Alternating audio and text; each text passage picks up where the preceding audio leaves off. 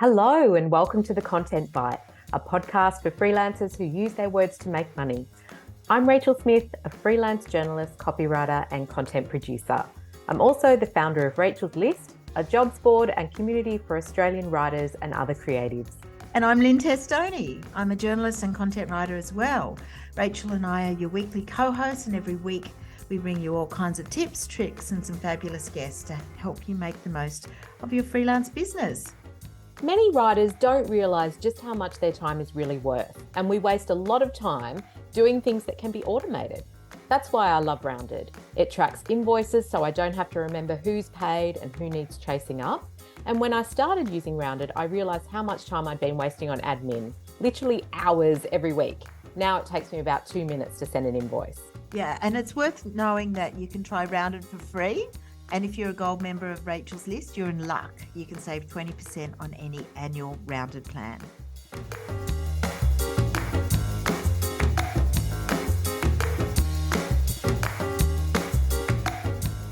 Hi, Lynne. How are you going? Have you recovered from the summit? Yes, I have. Yes, we have had a bit of a short break after that. I went away to Daylesford for a week, relaxing, and got my shop on a little bit, which was lovely. We are really excited to be back this week. This is our first week back on the podcast after a little break, and we have a really cracking guest for you.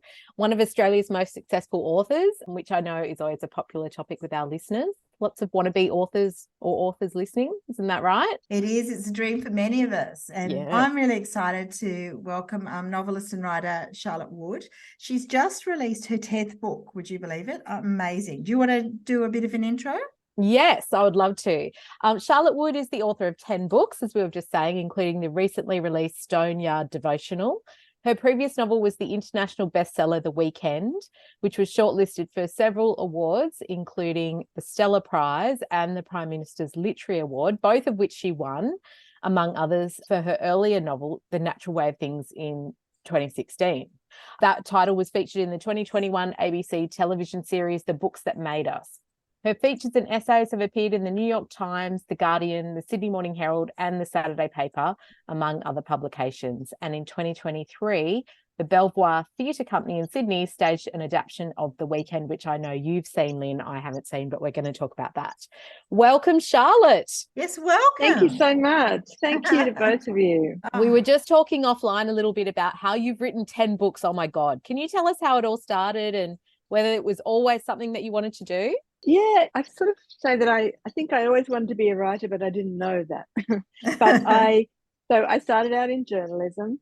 I was I was a kid, one of those kids that just read constantly, got in trouble for reading after lights out, etc. Like most writers, I think. Yeah, I think Rachel and I can both relate to the that. Torch under the doona. Exactly, the forbidden torch, which is hilarious. I can't imagine any parent rousing on a kid for reading these days a book. But I sort of dabbled in creative writing at university. I went to uni quite late. Well, I thought I was very old at the time at 23.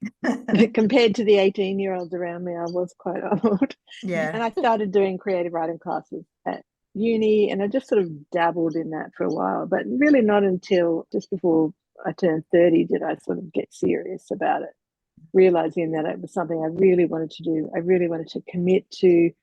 I'd need to change things in my life to make space for it. So that's when I began. And I published my first novel when I was about 34 or something. All right. It's such a long journey to publishing too. I mean, I guess it's a bit different now. You've probably got a bit of a funnel going and you're working on something and publicizing something else. But that first couple of novels are really hard. I remember meeting Peter Carey once a long time ago at a launch, and he said it was only after the Booker Prize that he was able to give up his day job in advertising. What about you? Did you have a day job or what did you do? Yeah, well, I worked in journalism for many, many, many years, especially in subbing as a sub-editor, where Lynne, we did meet back in the day. Back in the day, I can't remember what magazine. So I was a casual sub around the place, which I really loved, actually, that work. And I did freelance writing. I did a bit of teaching. Like nearly all writers have to do other jobs to supplement their writing income. You know, the income of writers has pretty much gone down year after year, on average. So I'm extremely lucky at the moment. For the last few books, I've been able to write full time. But that, I know that is incredibly rare and a result of a great deal of luck. And I'm not surprised at all to hear that Peter Carey, I know that before Richard Flanagan won the Booker Prize, he was working out whether he should get a job, you know, driving trucks in a mine. Melissa Lukashenko, before she won the Mars Franklin, was driving Ubers. It's not a glamorous life, that is for absolute sure, in order to keep paying the mortgage or the rent or whatever. Many of us have supportive partners whose income allows us to work. So I think a lot of writers, when they start out, or when people think about being a writer, they think about quite a glamorous life, and it's actually the opposite. Not glamorous at all. It's hard. It's not as hard as many people's lives, but because you just need self-belief, that's what keeps you going. It's not, you know, publisher support. It's not readers clamoring for your work. It's just you on your own, believing in what you're doing. And, you know, it's quite hard to maintain that self-belief. That is a good segue into my question. We were talking off air a little bit about how, you know, I love your books. We both just read Stoneyard. Yeah, we Devotional, did. and we just love it. Yeah. Thank you. But how your books, they leave me feeling a little bit unsettled, and like I'm looking at things that, I don't know if I wanted to look at that or think of that, and suddenly it's there and I'm having to delve deep. And your books have this really incredible way of, you know, taking us down like some uncomfortable rabbit holes, I suppose. And The Natural Order of Things is one of those. I was listening to one of your interviews. It was quite a while ago, but it kind of explained the story behind how you got to The Natural Order of Things. And I think you were saying in that interview about how you were very unsettled by that story kind of coming at you, and you fought it a little bit, and then you thought, I'm just going to have to let this come through me, and whatever happens, whatever gets on the page, that's what I'm going to work with. But it was such a brutal and intense story. How do you compartmentalize when you're in that writing phase, writing something like that and letting it come through you? How does the rest of your life work, or does it not work? Do you just kind of, you know, cocoon yourself and get through it, and then life begins again? Or thank you for saying that, by the way, about my books. I'm glad that they have that effect on you, even though I know it's not entirely a pleasurable experience sometimes not. But you know, to have that effect on people is why you do it, really. That's why I do it. But also mainly to discover things for myself. But The Natural Way of Things taught me a lot about writing. I think it was my 5th novel or something, but I had not before had that sense of really struggling with the material in a way, because it was a very, you know, it's quite a harrowing book. It's about misogyny. It's about a bunch of women held captive in the middle of nowhere. It goes into some very uncomfortable places, if not quite harrowing places. And I struggled with the fact that it wasn't going to be a nice book. And that thing about separating yourself from your work, it's hard to separate yourself from your work, because you're putting everything you have into it, like everything. And basically, to be honest, I went a bit crazy writing that book. And it's not until much later that you think, God, I think that I didn't handle it particularly well in my life.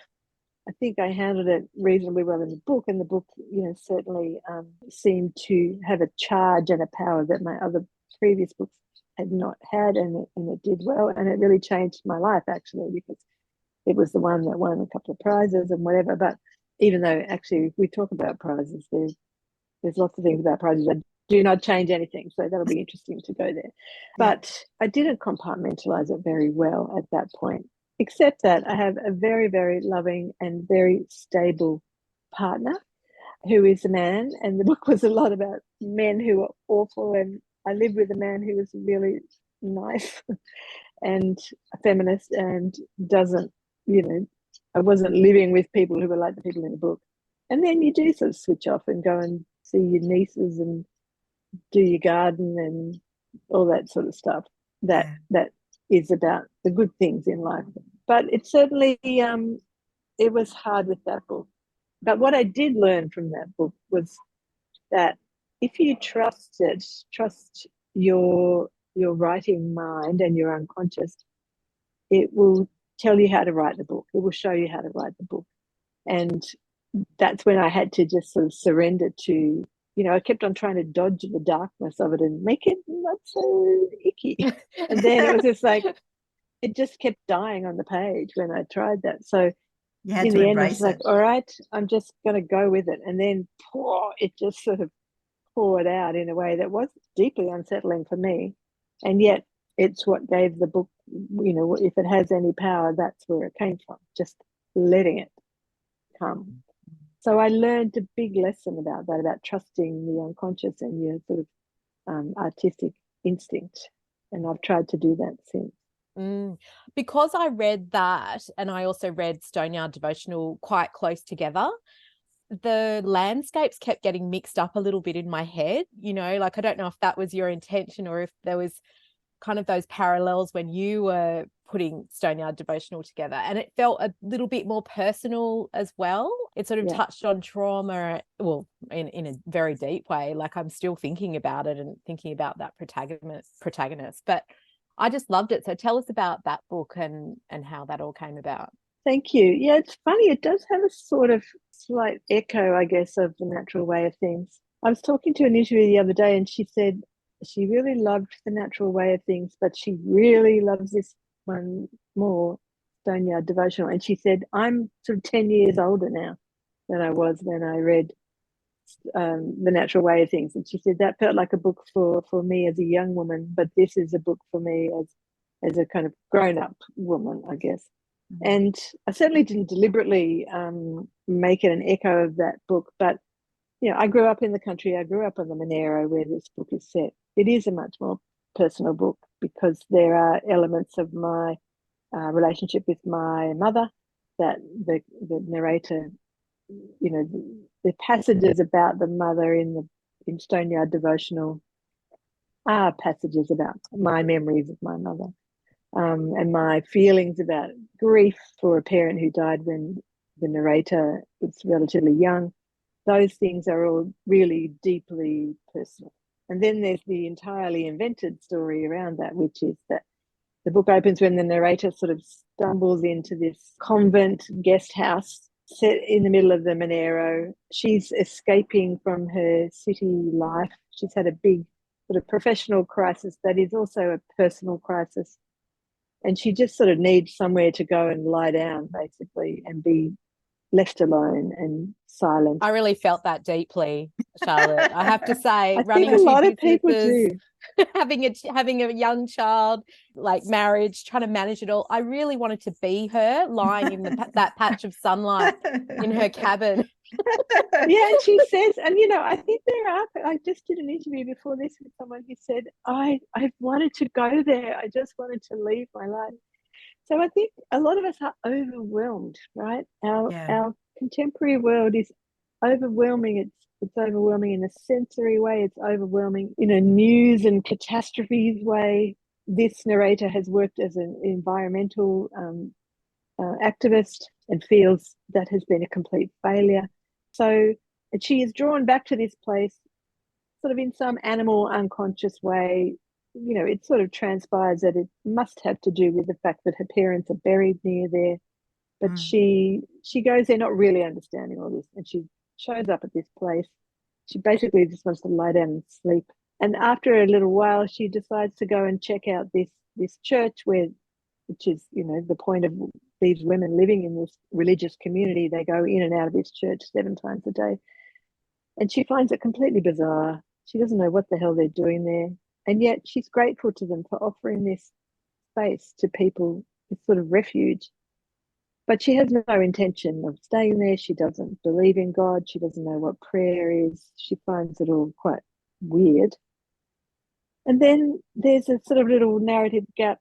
The next page, she's living there. She's been living there for a few years, and she sort of uncomfortably stays there. She's never joined up properly, but she has found a kind of home there, even though she remains throughout ambivalent about, what part of an organization she is. And also there's a great disturbance that happens fairly quickly early on in the book, which is that this very peaceful, ritualized, steady, serene life is suddenly interrupted quite violently, first by a mouse plague, secondly by the return of some skeletal remains of a nun who had lived there and left the place decades before to go and work in Asia with poor women, and then disappeared and was presumed murdered. And now, quite close to the opening of the book, her bones have been discovered and they're being brought back to the community for burial on this land. The way that those bones are brought back is by another very disturbing visitor, a sort of radical activist nun whose name is Helen Parry. And she is a kind of force of nature. She's a very disruptive character. That's how she does her work in the world, of sort of speaking truth to power, protesting, standing up for the poor. She is someone who kind of mission in life is to cause trouble in a good way. And this is a big sort of culture clash, personality clash, but also the narrator knows her from her past, and and she has very troubled feelings about her. So Helen Parry is a threat to everyone and everything in this place. So interesting. And great characters. Yeah. Do you think that sort of the retreat sort of factor and living in this remote community is something about COVID? I mean, did you write it in COVID? Because I think even if people didn't retreat, a lot of people wanted to, or we felt we were, even if we were in the city. Or a lot of people who were in, lockdown really liked it, but didn't feel that they could admit to liking it. When we first talked about you coming on the podcast, you were battling cancer. Do you think that sort of facing death and that influenced it as well? Look, all of that really went into the book. I started it just before the pandemic. Yeah. And when the lockdowns happened, I went into complete shock. I was completely freaked out, like more than I should have been, really. Yeah. And I found the isolation really hard to deal with. I was consumed with worry about whether people we loved would die and whether our jobs would all disappear. That thing of I had a certain level of certainty about life, and that all just exploded in the pandemic. And I found the kind of forced stillness really hard to deal with at the beginning, even though I should have been fine. It's sort of how I live my life anyway. Yeah, as a writer. Exactly. Yeah. But and I didn't write much in those early months. I was just too panicked. And I think that it's certainly one of the epigraphs in the novel is from Nick Cave, from his book Faith, Hope and Carnage, and he says, "I felt chastened by the world." And he was talking about not only COVID that had happened, but also the death of his son. Yeah. And I really, as soon as I read those words, I thought, yes, that's what I've gone into this book with, this feeling of having been chastened. And as you say, Lynne, I'd written a very sparse first draft of the book. I just completed it. And then this big bombshell hit my family, which was that my older sister was diagnosed with breast cancer. And 6 weeks later, I was diagnosed with breast cancer. And a week later, our younger sister was diagnosed with breast cancer. Oh, wow. So we just had this, what felt like an absolute catastrophe befalling our family, because we were, also our parents had died of cancer quite young. We were now the age they were, it was this huge of psychic shock. I have to say now that we are all fine. We had a very treatable form of cancer and we were incredibly lucky. But it was a year of shock and really deep sort of psychic distress. And it's sort of going all through that. It meant that you were all suffering, you all needed help. And that's maybe at least your sisters understood what you were feeling, but at the same time. Was that a comfort that you all went through it together? But then at the same time, you all needed support and encouragement. It's hard, well, it was sort of both of those things. It was hard when people would say, well, at least there's 3 of you. It's like, oh my God. I don't think that's a good thing. But no. But in a way, well, I was kind of like, I can say that, but I don't think you should say that. But when my older sister got the news first, it was like a knife going through our whole family. And then So it's like my whole year is going to be about supporting my sister. Yeah. And then, of course, I got my news, and then our younger sister, we had two other siblings who were, poor things, just trying to grapple with this as well. Yeah. Who were fine. So we were kind of stumbling around trying to help each other, but having to have our own things. I had the least scary. I didn't have to have chemotherapy, which was an enormous blessing. My two sisters did, and they had a much, much harder time than me. I said to some people when I got my kind of good news about, it was small and it was just less invasive than theirs, it was like, yay me, but it's like I walked away from a car accident and they were still trapped in the wreckage, and I couldn't celebrate anything until they were okay. So we were in this kind of just turmoil of a year. Then when we sort of came out the other side of that, and my younger sister really only finished her treatment in she was still recovering in June this year. But towards the end of last year, when I'd finished my treatment, I opened up the book again to go back and rewrite it. And so when I went back to it, it was with this sort of, I felt like a sort of clarity of vision and understanding myself in a new way, because you don't go through something like that and remain unchanged. I think there's a sort of narrative that happens about cancer that is, well, especially when you have a bloody lucky one like I did, that you go through this period, this awful period, and then you go back to normal life. And I think a lot of people with cancer would say you never go back to normal life. You are changed and it's not over. For me, physically, it was really quite manageable, but psychically, it was just, it changed everything about my life.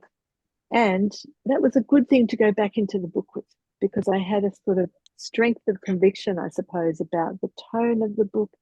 I wanted it to be this sort of bare bones, spacious, calm. I mean, I think the book it deals with some quite big emotional things, but I would like to think of it as still quite a restful kind of book.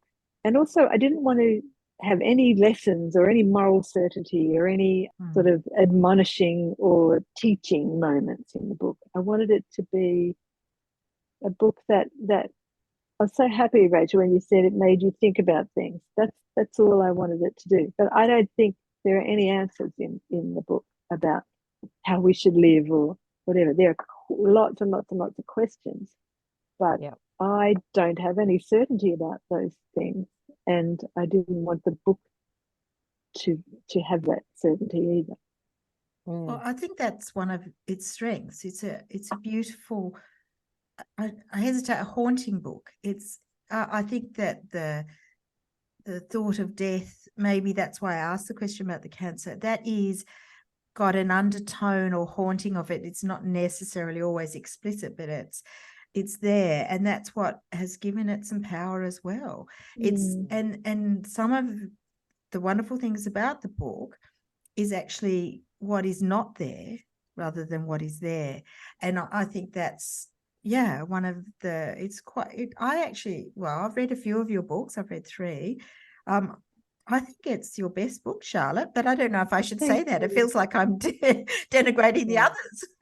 No, I don't feel like that at all. In fact, I think it's my best book. I talk often about Rosalie Gascoigne, the artist who made those beautiful works out of sort of found objects, found things. And people listening might know her yellow and black sort of mosaics made out of old road signs and things and fence palings that look like wheat fields. They're absolutely beautiful. She was a Canberra artist, and there's a fantastic documentary about her, and bits of it are online. And one of the things she said was that when she put a show together, the only thing she needed was for the work to be self-respecting. Yes. And I love that so much, because she was talking about the work respecting itself, not her respecting herself.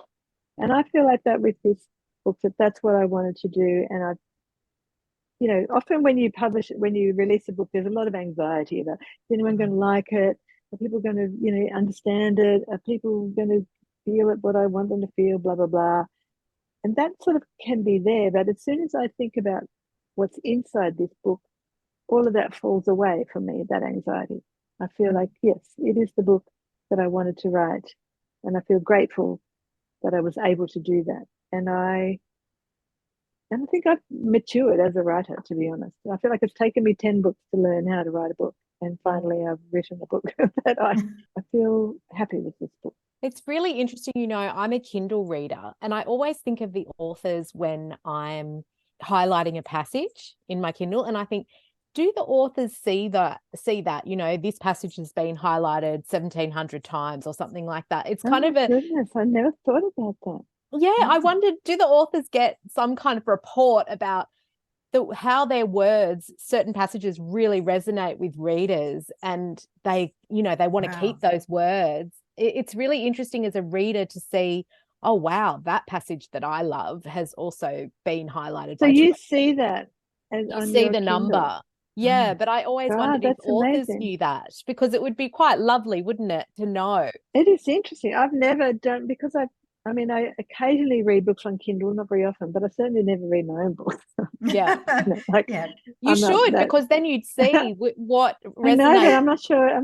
But I tell you what, you do gather over time those things. And there are certainly, I know there are bits of The Natural Way of Things particularly, and actually The Weekend as well, and others, but those recent ones mostly, where people do gravitate to certain phrases or lines or whatever.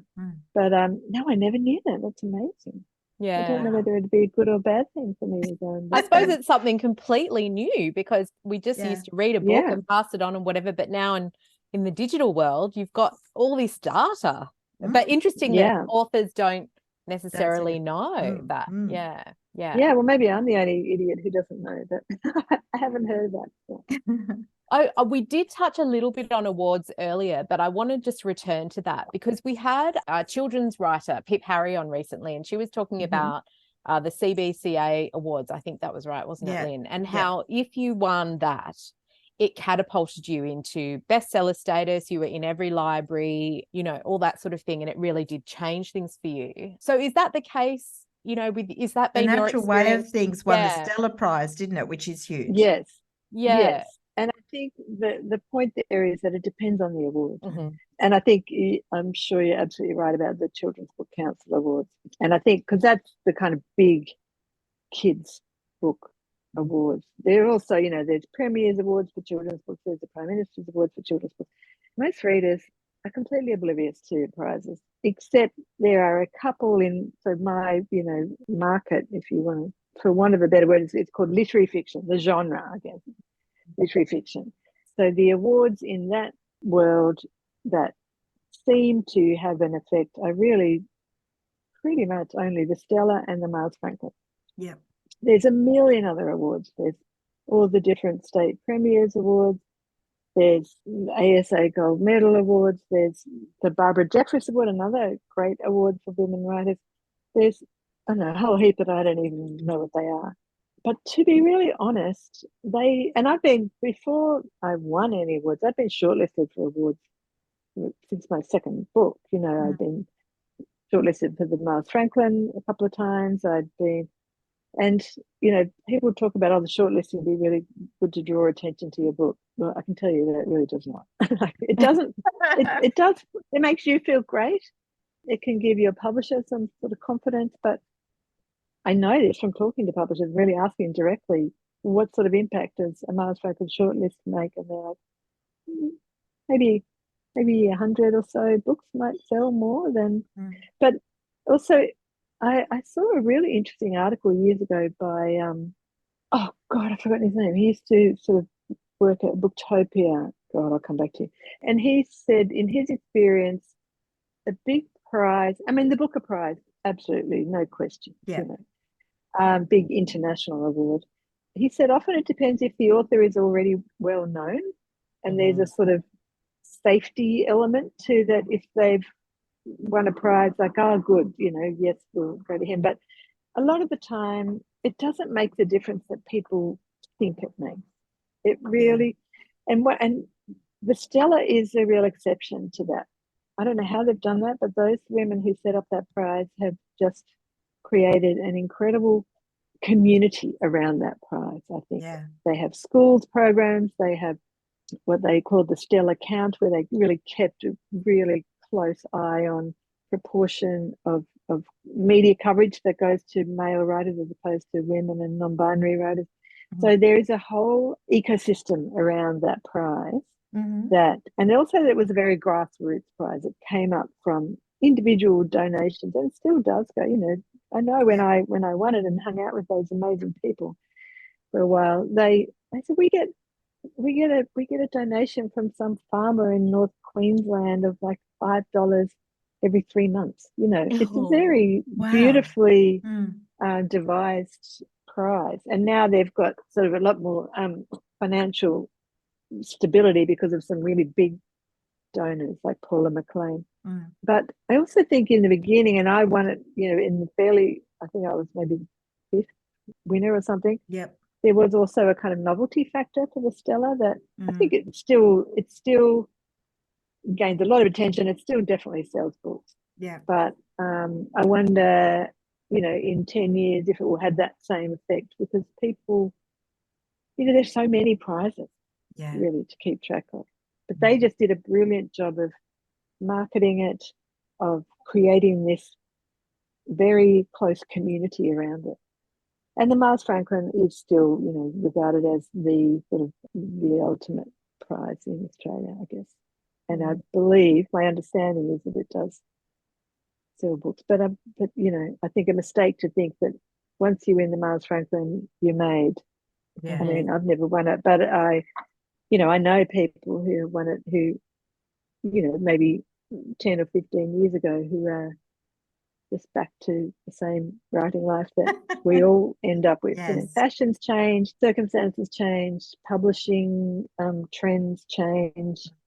So no one is guaranteed a long publishing life, really. It is interesting. It's so much. And those big awards, though, does that bring pressure once you've won one? And maybe even with this 10th book, you've got a certain standing. Is that make it hard? Only if you let it, I think. You know, I certainly have never felt any pressure from the publisher or anyone else to, you know, get it right. They're incredible. That's because I've got a fantastic publisher in Jane Palfreyman at Allen and Unwin, who really believes in letting artists do their work. And, you know, I've heard her say over the years, oh, I've just got the new book from X. And we're very close friends now. She doesn't talk about it people much, but she would say, pretty different. And you can see her going, how am I going to deal with this? But she's like, bring it on, you know, because she respects writers. She respects the artistic process. And I think at Allen and Unwin, they see their job as letting the writer do their work. Then when it's done, going, right, how are we going to deal with this? I have to say that is in the literary fiction genre. If I was writing crime books or YA or fantasy or something, I think the expectation of staying in that genre, you know, meeting readers' expectations is probably very different from literary fiction, where you can sort of go anywhere from book to book. There's not a requirement for you to deliver the same thing that your readers want.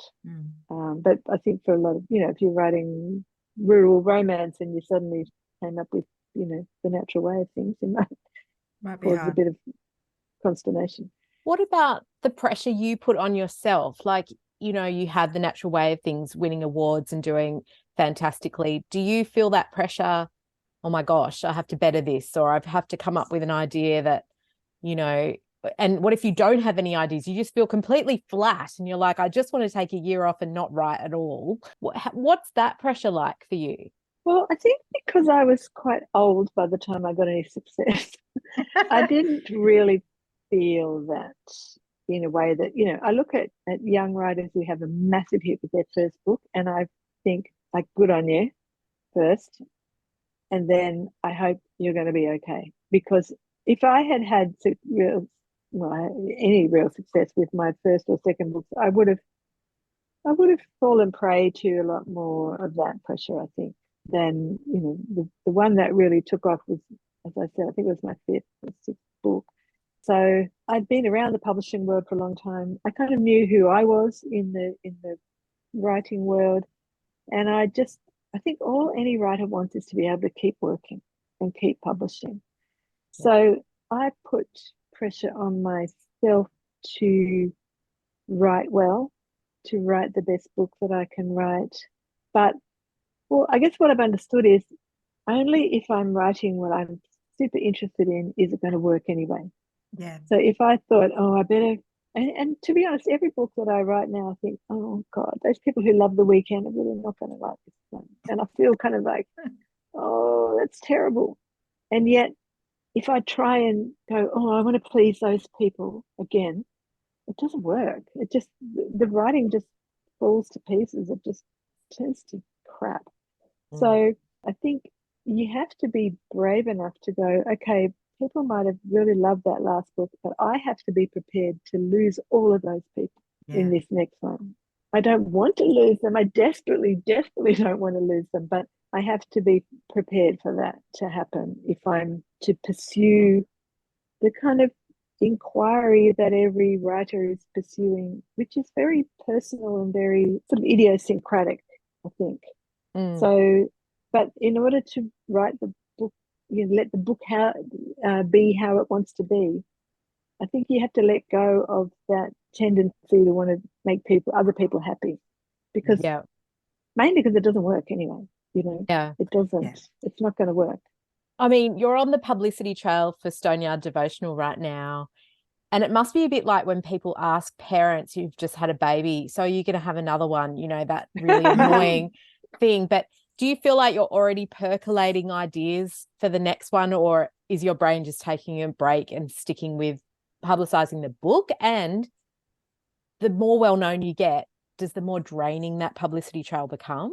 Well, it certainly becomes more people want you. So I'm going on a sort of 6-week book tour, this one. Whereas, with my first book, I did like 3 interviews and that was And often the publicity thing is about 2 weeks, whereas it's much longer.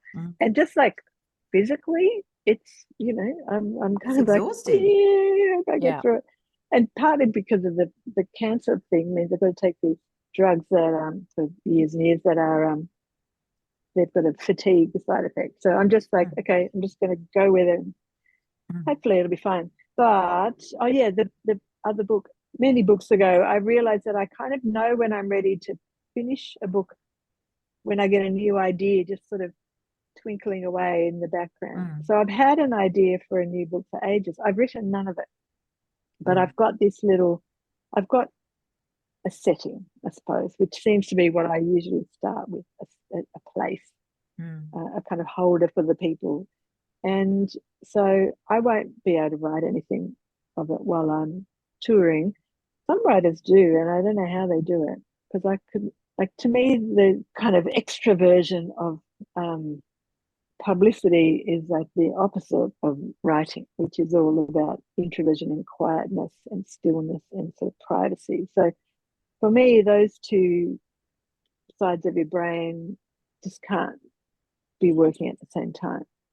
But I'll be sort of, looking around and making notes and thinking, that could use. I met someone the other day at a book signing and I thought, that's a good name. That's a good name. So things like that I can do. And then, down the track, I'll sort of sit down and then get a kind of routine back and focus and sort of shut other things out, which is what I need to do to write. I wanted to sort of move on to something new because, I mean, we haven't talked about The Weekend, which is actually a book I love. Me too. And I just saw the play. So it was adapted at Belvoir, and I saw it not long ago, which was just wonderful. I know quite a few of my friends have seen it and we all loved it. It was such a great experience. I'd love to hear about what it's like having your work adapted as a play, because that would be a whole other process. It was just the best fun I've ever had. A lot because I had nothing to do with it. In terms of, I didn't write the adaptation. Sue Smith, who's a brilliant playwright and screenwriter, wrote the adaptation.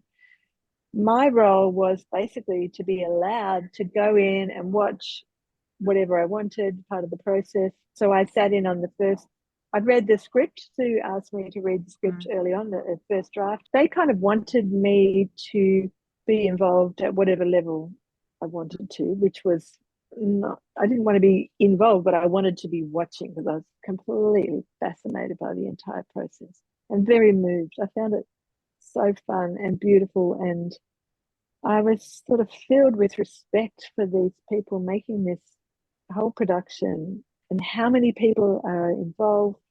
And from the very beginning, the kind of level of engagement and commitment with the book as well. The actors all sat there with their copies of the book with all the yellow sticky notes in it, and they would ask me things about their characters. And the first week of rehearsals was just completely riveting to watch. This, words on a page then rise up and start moving around and be embodied and have exactly the clothes that you thought they would have. And and the sound was so beautiful, and the lighting, and it was just. And then I went and saw the actual play 4 times, and I was just filled with love and admiration for all of them. It was just so fun. But the fact that none of it depended on me, I mean, my book was the stepping off point, and then they just created their beautiful thing that was, in lots of ways, it certainly stuck very closely to the essence of the book, but there were lots of bits of it that were fresh and new and not in the book. So I just loved everything about it. That's so interesting, because I was going to ask whether that sense of wanting to have control over something, if it was not how you'd envisaged it, but you just were very hands off about that whole thing and said, I created this, but now it's in the hands of other people to take it elsewhere, And to make a new thing, The book is always the book. The book was completely unthreatened by any changes that they might make. And I really believe in one work of art. I saw a metaphor someone used. I can never remember who said it, but it's like a candle is lit and then you light another candle from that candle. But the first one doesn't go out, it's still there. And then you light another one. So this is how art is made. It's art influences and engenders and creates other art. So I was just happy to hand it completely over. I said to Sue, I don't want you to feel any obligation to stick to the book. Change everything about it if you want. And I really think that's the way to proceed, unless you want to be writing a screenplay or writing scripts. And I know lots of writers do that.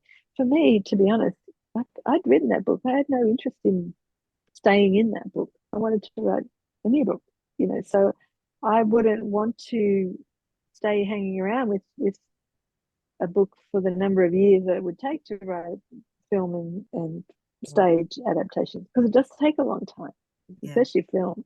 So I'm happy to be free of it, let it go, let other people make their own new work of art out of it. I imagine you're a dream author for them in that respect. Yeah, I think they were happy to be, because you need freedom when you're creating something.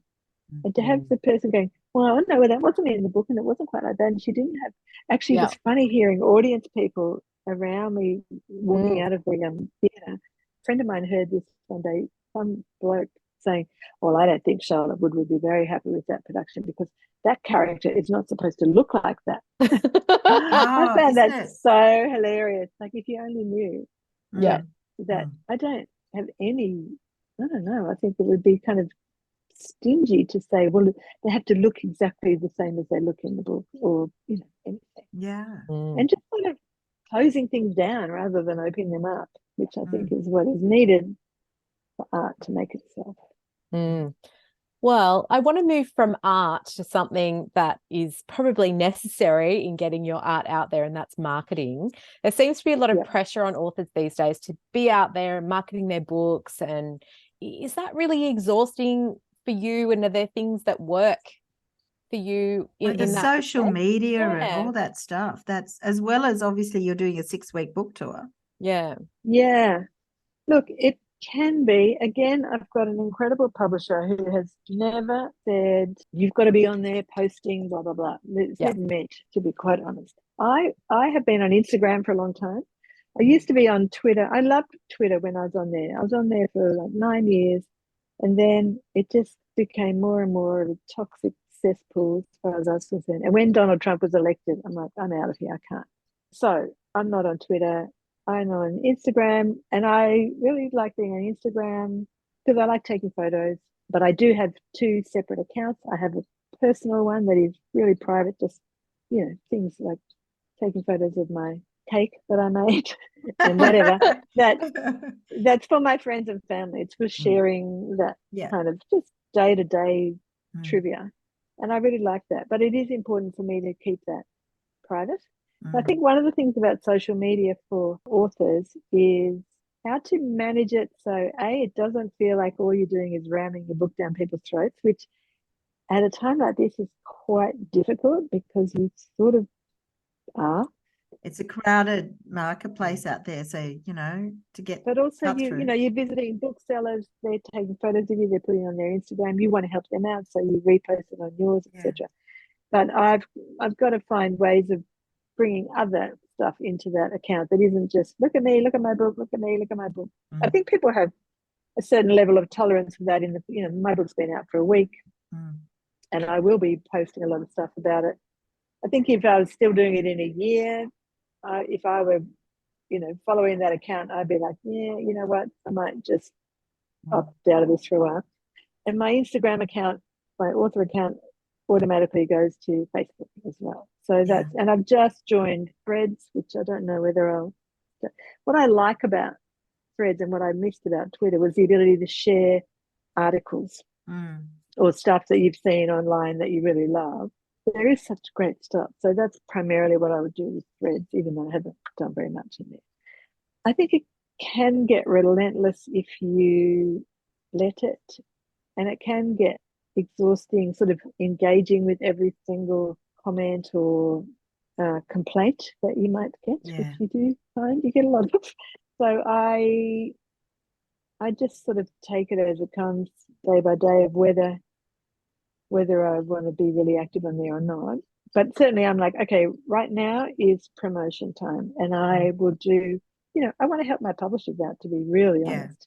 They've put all this work and faith in me and resources, and I don't want to just go, well, that's your job. I'm going to do what I can to support them because they allow me to have my life, you know. But after a certain, you know, in 6 months or so, I'll be like, okay, I'm just really stepping back from this. And I have had periods of completely opting out of social media. And I found that, I know I first did it on Twitter, and I said, I want to go and work on my book. So I'm leaving this for a few months. And the only response actually, it was interesting. I had one or two sort of social media people who that was their job tell me that was a very bad idea. It was going to be doomed. It was, you know, I'm going to lose all my followers and my work would suffer.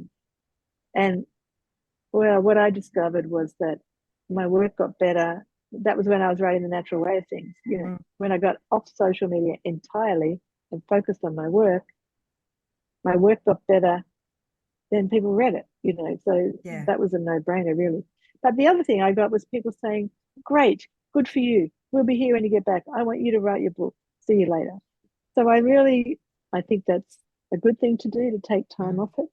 And I think also the idea that you have to be on social media is just a big misnomer, you know. I mean, if you look at the most successful writers in the literary fiction genre, I think of people like Tim Winton, probably Richard Flanagan, Helen Garner. None of those people are on social media. I know they've been writing for a long time and probably have developed their readership early on, but I think people talk about books on social media, and that's wonderful, but not always because the author is on there, you know. So I think there's a lot of mythology about how much writers need to be online. And also I think being online too much is just utterly destructive to the writing mind, and it can really damage your work. So, but you know, it's a kind of, it's a tussle all the time about how much to be on there and how much to be off. Yeah. It's so interesting. We're probably going to have to wind up soon, but because we could, honestly, Charlotte, we could talk to you for hours, and it's fascinating. Yeah, I'd be very happy. Just have a 7-hour long podcast, I'm sure. I know. I wanted to just touch on some of the side gigs, because I know it's hard to make a living particularly in literary fiction in Australia. Are there side gigs, like I've heard, like library talks, author talks? You might get commissioned essays. Does that happen, particularly because you've got a good profile now? Does that make a difference to your income? It does make a small difference. I could, if I like, I get asked to write a lot of stuff, and I used to write a lot more freelance sort of stuff. I don't need to so much anymore, but sometimes if somebody offers me a gig writing something that I'm really interested in, then I'll jump at it. Like the Saturday paper recently just asked me to write something about the Louise Bourgeois exhibition that's coming to the Art Gallery of New South Wales. And I was like, yes, because I love her as an artist. She's talk about dark and weird and creepy, amazing. So yes, I'll do that. And there's a couple of other little things coming up. But in the past, I did quite a lot of that. It doesn't pay as well as you might think. And as all writers, journalists understand freelance work it's hard, and it's a lot of it's kind of gone. And I have to say, when you write books, quite often a major newspaper will ask you to write something for them for free, and I will not do that. And I find that they're like, oh, well, it's going to publicize your work. Like, you know what? I just, as a union member, I would not do that. Yeah. You're charging people to read this work and not paying the writers, then I will not be a part of that. That's so great. I mean, publicizing a book is a different matter, but writing something for free is not on, as far as I'm concerned. And I think a lot of writers find it hard to say no to things like that. And then all I say to them is, well, whenever you agree to that, you're making it okay for them to ask somebody else to work for free. And if you wouldn't ask someone to work for nothing, then don't do it yourself. But occasionally I love doing that on the right topic and the right thing. And also I could come up with ideas myself. I used to do that a lot more, pitch essays and things. I do a little bit of teaching, not very often. And I've found that actually teaching privately, like my own courses and one-off seminars and whatever, much more and I guess this is because I have a certain level of profile now that I can do this, but often teachers are paid terribly as well. So I guess lots of writers are happy to work for somebody else providing teaching, because that organization has the mailing list and the clientele and everything already. But the other thing I do when I do teaching is pretty much only do it online now, because that massively expands your market. I used to teach a few workshops with a friend here in Sydney, and it was really fun, but it was so, there's only so many people who want to do 10 workshops with you in Sydney, and you can only fit so many people in the room. Whereas I could, if I wanted to, do some webinar about, I don't know, character. And I'm pretty sure I could probably get 200 people to that, because you've got an international bunch of people who are willing to, pay $50 or whatever.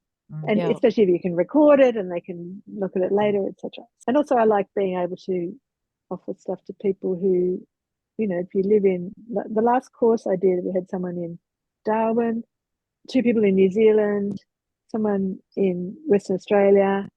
There was like all these different time zones, and it was great because the person in Darwin was saying no one ever comes here and teaches, offers this stuff. So it was really lovely, and they were an exceptional group. But what other side gigs? Speaking, mostly so I'm on tour. I'm not being paid, but I'm speaking at bookshops and whatever. Of course, I'm promoting my book, so that is not. It's hopefully creating an income, by people buying the book. But every now and again, I'll get asked to do a speech for someone like the art gallery, or to write a new speech, not just talk about my book. And then you get paid for that. But most people, when I think about the writers I know, they work in teaching in universities, or they work some other job. I know someone who's works for an oral history company, so she does oral histories. Someone else does a lot of professional writing for major corporations, or like I used to do casual subbing in journalism, casual freelance writing for particular kind of trade mags and stuff like that. So everyone has some kind of side hustle. Yeah. Amazing. Well, we probably need to wrap up, don't we, Lynne? But this has been so brilliant, Charlotte. It's just been such a great chat. And as Lynne said, we could just talk to you for hours. Well, I love talking to you both. It's been so insightful and amazing. So lovely. You mentioned that you sometimes do courses for people. Where can people find out more about that sort of thing and find out more about you? What's the best places to find? Yeah, just my website, probably. Just my name, charlottewood.com.au. And kind of everything I do is on there. I haven't done any courses for a while, so there's nothing on there like that at the moment. But, I'm thinking next year I'd quite like to. I used to do a little podcast of my own, a very kind of disorganized podcast called The Writer's Room, where I interviewed other artists about their I've heard process. that. Yeah. And I really want to reactivate that because I got so much out of it. But again, very ramshackle and disorganized. So, but really anything that I do, my website is the place where I sort of, it's like my storehouse of things. So okay. If anyone wants to find out more about me, it's got all the tour dates and everything on there as well.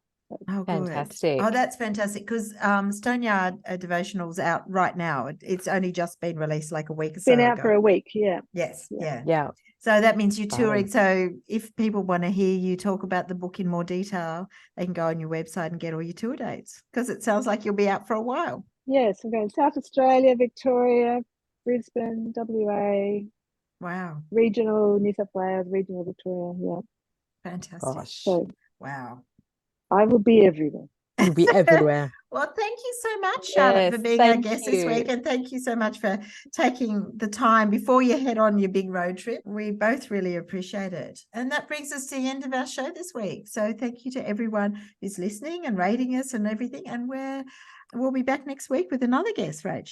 We will. We'll put the show notes in about where you can connect with Charlotte and find out more about her.